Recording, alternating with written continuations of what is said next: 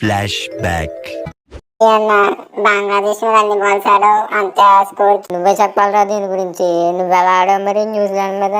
మీ మీద ఆడతాను చూడు. బంగ్లాదేశ్ మీద ఆడితే ఏముంది కిక్కు. ఈ పాకిస్తాన్ మీద ఆడతాను చూడు. కంబ్యాక్ ఇన్నింగ్స్ అంటే ఏంటి చూపిస్తాను. రప్ప ఇన్నింగ్స్ ఆడతాను మీ మీద. రిజ్వాను ఎలా ఉంది ఇండియా ఆట? ఈ దెబ్బకి మేము సెమీస్ కి మీరు ఇంటికి. రోహిత్ మేము ఎన్ని గేమ్ ప్లాన్ చేసినా ఫ్లాప్ అయిపోయినాయి, అందుకే ఓడిపోయాం. మీకన్నా బంగ్లాదేశ్ నైన్ రా, కొంచెం కాంపిటీషన్ అన్ని ఇచ్చారు. మీరు మరీ దారుణంగా ఆడారు. ఇప్పుడంటే ఏదో మీరు టైం పడుతుంది కాబట్టి మీరు ఆడారు. నెక్స్ట్ టైం ఎలాగైనా మేము ఆడతాం చూడు.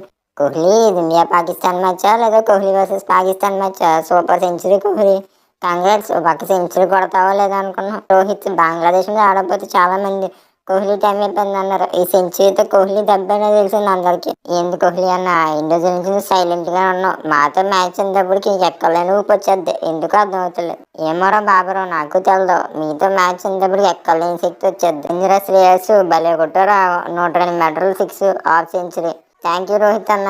ఇంకా గట్టి కొడదాం కానీ కుదరలేదు. ఏంటి రోహిత్ అన్న ఆ శ్రేయస్ గారి నేను బాగా ఆడలేదా?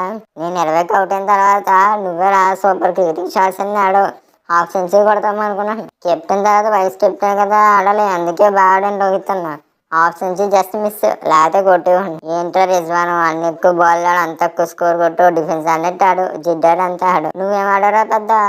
నువ్వేదో నాకన్నా ఎక్కువ కొట్టినట్టు సలహాలు ఇస్తున్నాను. అంటే మంచిగా ఫాస్ట్ గా ఆడి స్ట్రైక్ రేట్ మెయింటైన్ చేద్దాం అనుకున్నాను, అందుకే ఫాస్ట్ గా అవుట్ అయిపోయాను. స్ట్రైక్ రేట్ అంటే గుర్తొచ్చింది. శ్రేయస్ ఫస్ట్ 30 బాల్లో 15 రన్లు. తర్వాత బ్యాటింగ్ లో స్పీడ్ పెంచే చూడు. ఈ దెబ్బకి పాకిస్తాన్ కి దుబాయ్లో చుక్కలు చూపించి ఫస్ట్ కోహ్లీతో పార్ట్నర్షిప్ బిల్డ్ చేద్దాం స్లోగా ఆడాను. తర్వాత అయితే కొంచెం స్పీడ్ పెంచాను. రిజ్వాను ఏట్రా 77 బాల్ ఆడి 46 రన్సా? నాకన్నా దారుణంగా ఆడు. నేను న్యూజిలాండ్ మీద ఆడానంటే మీ వల్ల మ్యాచ్ పోయింది దాదాపు. నా వల్ల పోలేదురా మ్యాచ్.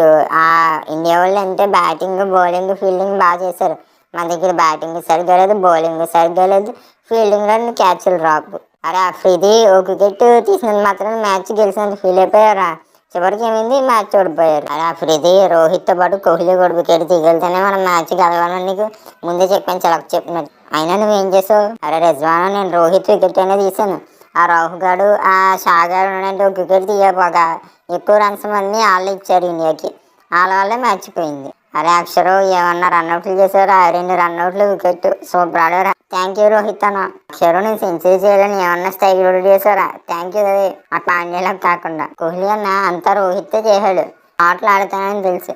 అయినా నాకన్నా ముందు రాహుల్ అక్షరం ఉన్నా కాదని నన్నే పంపాడు. సరే రా పాండ్య, ఏదో అయిపోయింది. ఇప్పటి నుంచైనా ఎవరన్నా 50కి మందికి దగ్గరగా ఉంటే నువ్వు కొంచెం స్లోగా ఆడు ప్లీజ్. కోహ్లీ అన్న ఎన్ని నాకేం తెలవు. మీరు సెంచరీ హాఫ్ సెంచరీ ఇవ్వాలంటే క్రీజ్ లోకి రాకముందే కొట్టుకోండి, మళ్ళీ నేను షార్ట్లు ఆడని అంటారు. అరే కుల్దీప్ పాకిస్తాన్ మ్యాచ్ లో ఏమన్నా వేసారా స్పిన్ బౌలింగ్? నీ చైనా స్పిన్ బ్యాక్ అనమాట. అవును రోహిత్ అన్న, లేకపోతే కుల్దీప్ ఫామ్ లో లేడు పక్కన కూర్చోబెట్టని అంటారు. అందుకే ఈ చైనా మ్యాచ్ స్పిన్ అంటే ఏంటో చూపించాను ఈ మ్యాచ్.